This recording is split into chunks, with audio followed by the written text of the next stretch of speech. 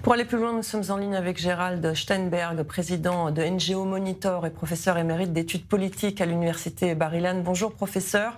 Ce rapport de l'ONU sur la faim à Gaza s'appuie sur des experts ouvertement liés à des groupes terroristes. Qu'est-ce que cela révèle selon vous sur la méthodologie et la crédibilité finalement des instances onusiennes ?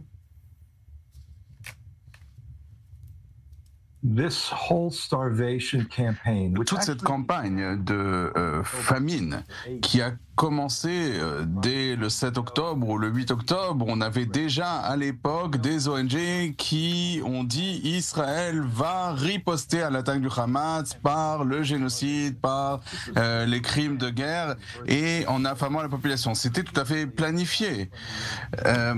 Et on a déjà vu des arguments qui disaient qu'il y avait une population affamée au cours des dizaines d'années qui ont précédé le 7 octobre. Donc c'est de la propagande politique et ça a été préparé de longue date. Et c'est aussi une fraude. Et je dis ça en prenant toutes les précautions nécessaires. On a là un conférencier qui a l'University College de Londres et qui est aussi un propagandiste à plein temps pour le Hamas et nie par exemple les violences sexuelles qui ont été commises par le Hamas ou même après. Donc il n'a pas de crédibilité, il n'y a pas de méthodologie non plus. Là, ils ont en fait dit nous voulons que les résultats montrent qu'Israël affame la population de Gaza et nous allons ignorer tout ce qui est lié au terrorisme, à la torture des otages. Donc c'est une fraude, mais ça n'est pas surprenant. Alors selon vous, il s'agit d'une stratégie évidente de manipulation de l'opinion publique et pourtant, l'opinion publique, la communauté internationale tombe à chaque fois dans le panneau.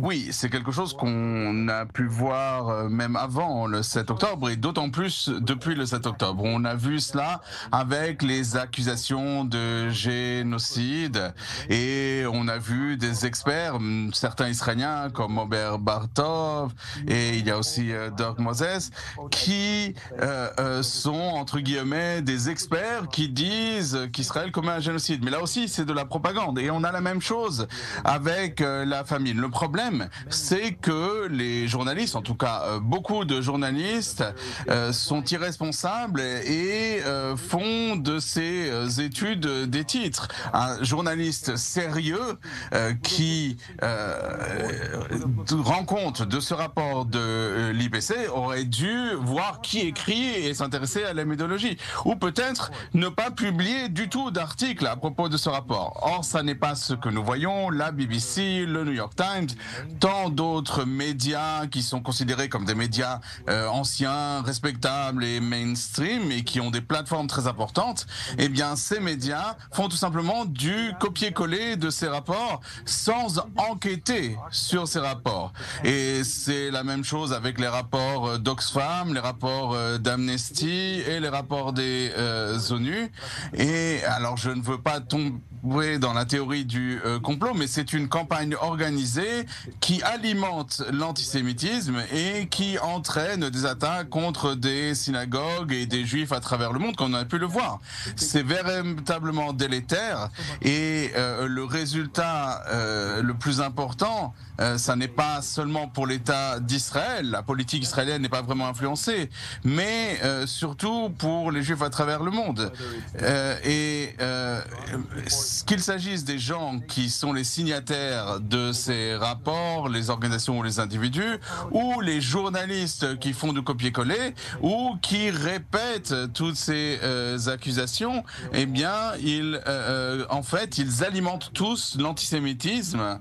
Et malheureusement, c'est quelque chose qui va encore perdurer de nombreuses années, même bien après qu'on aura exposé leurs mensonges. Alors, il nous reste une petite minute. Professeur, comment est-ce que Jérusalem peut se défendre face à cette propagande anti-israélienne ? Alors, il ne s'agit pas seulement d'Israël. Je pense que les 10 millions d'Israéliens, nous sommes face à une campagne qui va bien au-delà d'Israël et des 10 millions d'Israéliens. Il ne s'agit pas seulement des Juifs, pas seulement des sionistes, mais tous les gens qui sont attachés à la vérité à travers le monde. C'est-à-dire que si vous répétez cette propagande et si vous soutenez ces fausses accusations, eh bien, vous contribuez à cet antisémitisme et ce sera votre responsabilité pour les générations à venir. Ces pseudo-universitaires que l'on voit à l'Université College de Londres, eh bien, il faudrait qu'il y ait des gens qui leur imposent des sanctions disciplinaires. On ne devrait pas les laisser poursuivre cette campagne frauduleuse. Donc, si on se focalise sur les gens qui sont impliqués, toutes ces organisations de défense des droits de l'homme, Amnesty International, tous ces individus qui sont derrière ce processus, qui sont les orchestrateurs de toute cette campagne, et si on montre que ce sont des propagandistes, on n'a pas suffisamment mis en avant ces mensonges et la manière dont ils propagent leurs mensonges. Merci beaucoup en tout cas, professeur Gerald Steinberg, d'avoir répondu à nos questions sur i24 News.